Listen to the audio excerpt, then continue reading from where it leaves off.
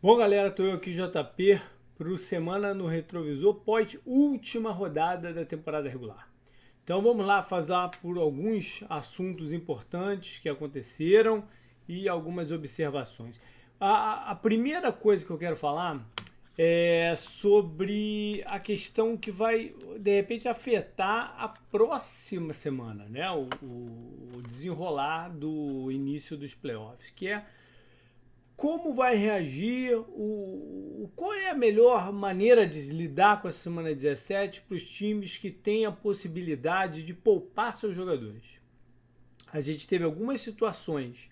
Na NFC, os times de cima, vamos dizer assim, ainda tinham algo importante a disputar, que era a primeira colocação geral, que estava em aberta. Então os três entraram com o máximo que podiam colocar em campo. Não, o Saints prejudicado pela Covid, com o Camara e tal, mas eles foram com o máximo que eles tinham.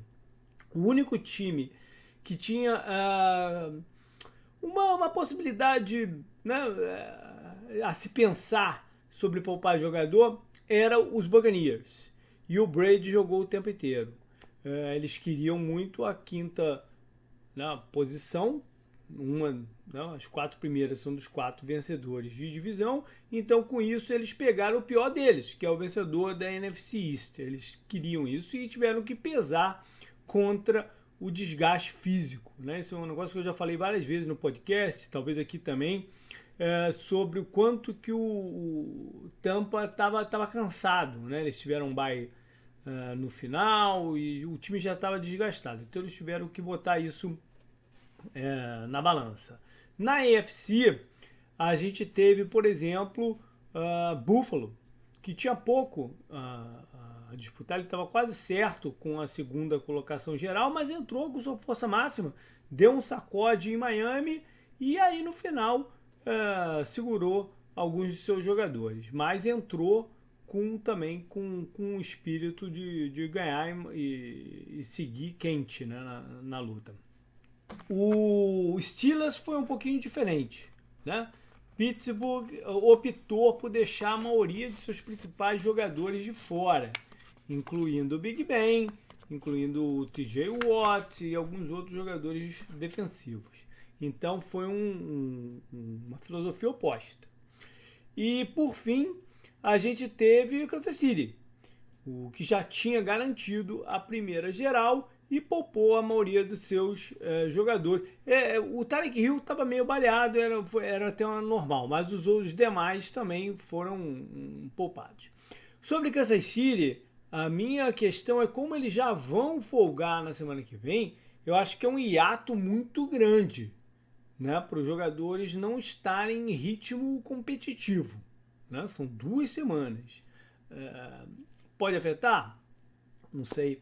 Só o desenrolar da partida deles é que vai nos dizer. O que eles têm a favor é a comissão técnica, liderada pelo Andy Reid, que tem um histórico de se dar muito bem vindo de descanso, vindo de bye, né? Ele tem esse histórico de vencer as partidas pelo maior tempo de preparação, não deixar os atletas, né, perderem essa fagulha, então isso conta de positivo para eles.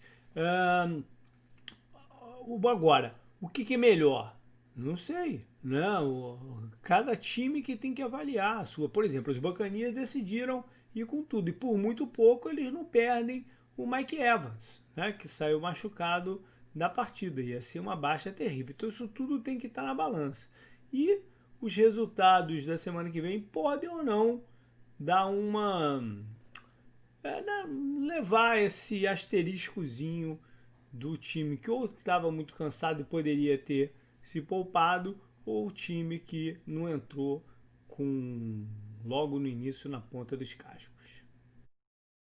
O jogo que eu escolhi para trazer aqui foi da AFC e foi a única partida na rodada toda que bagunçou a ordem dos times e influenciou na classificação, que foi a vitória de Buffalo sobre Miami, né? Vitória maiúscula, 56-26. Com isso, o Miami foi eliminado e o Indianapolis, que ganhou sua partida, entrou. Então, de todas, as outras podem ter mexido um time mais para cima ou para baixo. Mas a única que, de fato, bagunçou o coreto todo foi essa.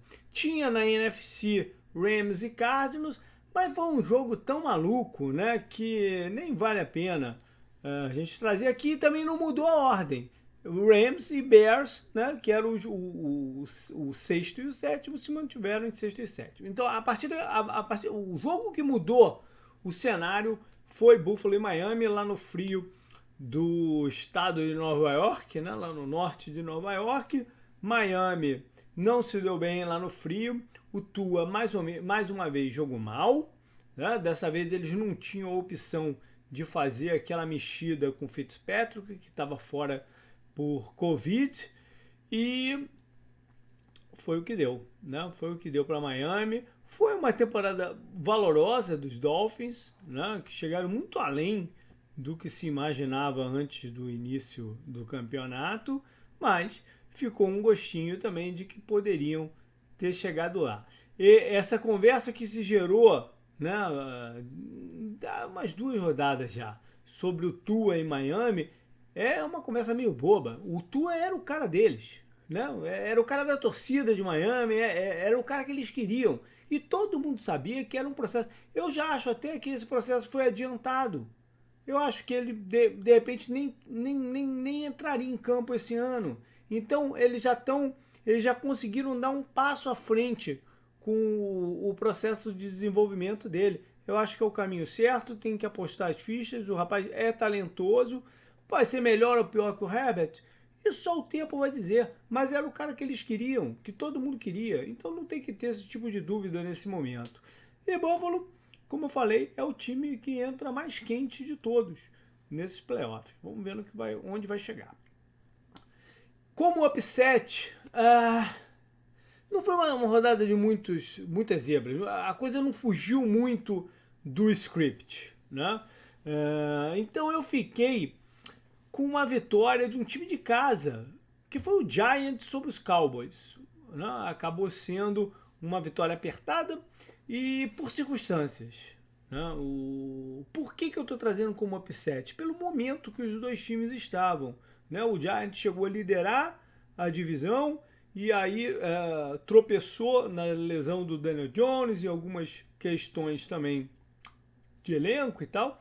E os Cowboys, que praticamente já estavam fora do campeonato, de repente ressurgem, tiveram 2 rodadas muito favoráveis e de repente se animaram com a possibilidade de ganhar a NFC East. Foram lá e o jogo foi um jogo esquisito pra caramba, com algumas decisões estranhas, tanto da comissão técnica como da arbitragem e tal. E no final das contas, nada adiantou também, porque Philadelphia perdeu o jogo de noite e deu o Washington. Mas enfim, fiquei aí com o upset pelo que eu entendia que era a tendência de um time e do outro. Dos times que vão para os playoffs, eu acho que o que está mais preocupado é o Los Angeles Rams. Né? É um time que está na descendente. Aquilo que eu falei do Buffalo, seu time quente, o time que está mais morno, mais na descendente de todos, são os Rams. Independente da situação do Goff, o ataque já vinha ruim há um tempo. Né? E a defesa, que tem números fantásticos, começou a ser explorada por um ou por outro. Os turnovers meio que desapareceram, voltaram nessa rodada, né? Contra um Arizona muito louco que estava em campo. Mas a tendência é essa, né? Do que estava acontecendo antes da semana 17. Para piorar, ninguém sabe exatamente se o Goff, que fez uma cirurgia no dedo e ficou de fora da última rodada, vai ter condição de jogo. O rapaz que entrou, o Wolford,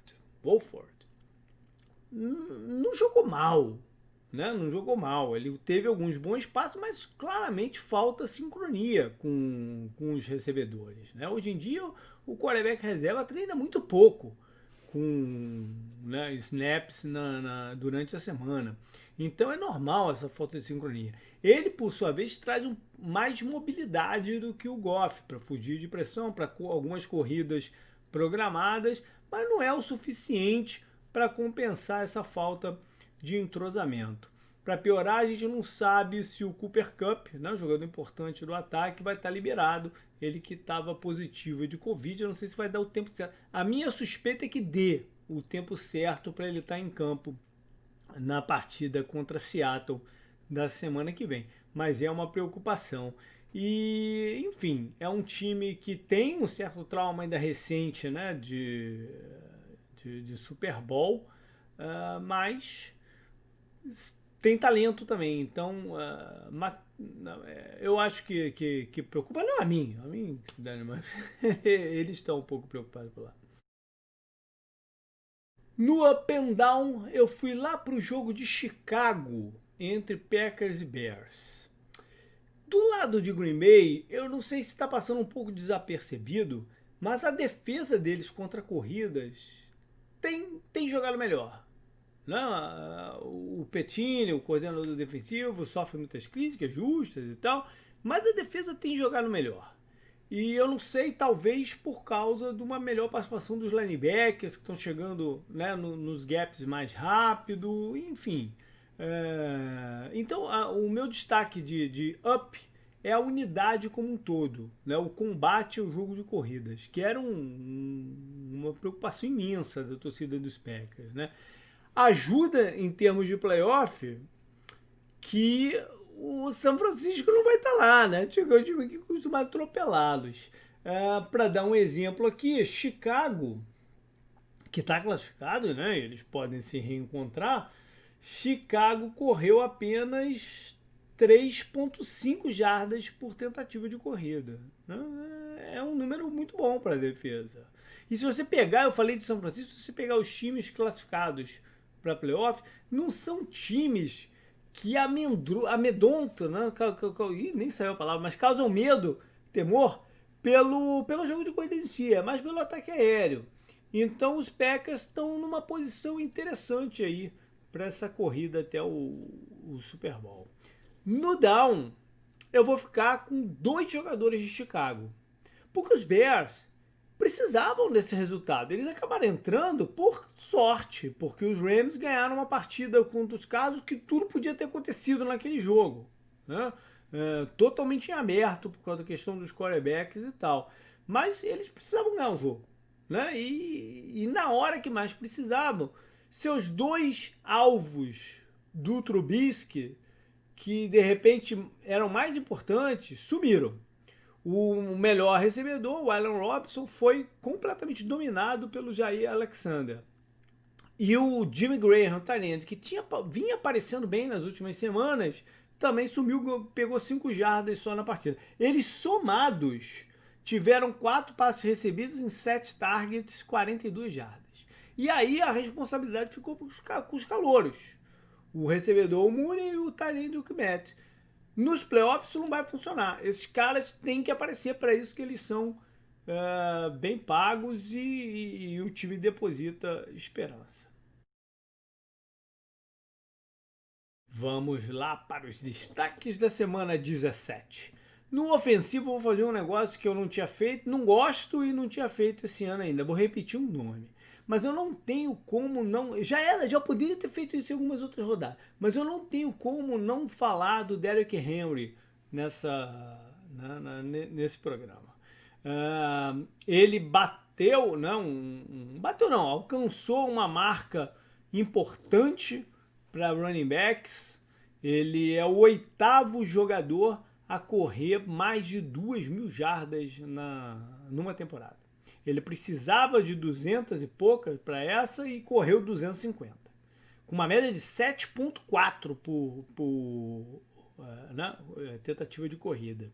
E não é que era uma partida que não valia nada, só vamos entregar a bola na mão dele para ele acumular, né, números e estatísticas. Não foi isso. Os Titans precisavam ganhar dos Texans e foi o plano de jogo. Foi jogar contra, que é o melhor que eles fazem. Né? Então, eu acho que isso engrandece ainda mais, porque a partida era uma partida relevante. Ele teve 34 oportunidade de carregar a bola, mas como eu disse, não foi uma coisa para inchar número, né? Foi a necessidade de colocar a bola na mão do seu melhor jogador. Ele então termina com 2.027 jardas. Nos últimos dias, agora vi um outro dado assim, que eu vi hoje na coluna de alguém, acho que foi do Peter King, que nas últimas 17 partidas, né, somando 17 partidas de temporada regular, não estamos falando de temporada regular, ele conseguiu em 4 delas ultrapassar 200 jardas. Isso coloca o Derrick Henry numa categoria que só tem 2 jogadores. Simplesmente Jim Brown, que é considerado o melhor jogador de futebol americano de todos os tempos, né, ex-Cleveland na década de 60, e o Barry Sanders, que foi o running back que eu vi jogar, o melhor running back que eu vi jogar, final da década de 90 e tal.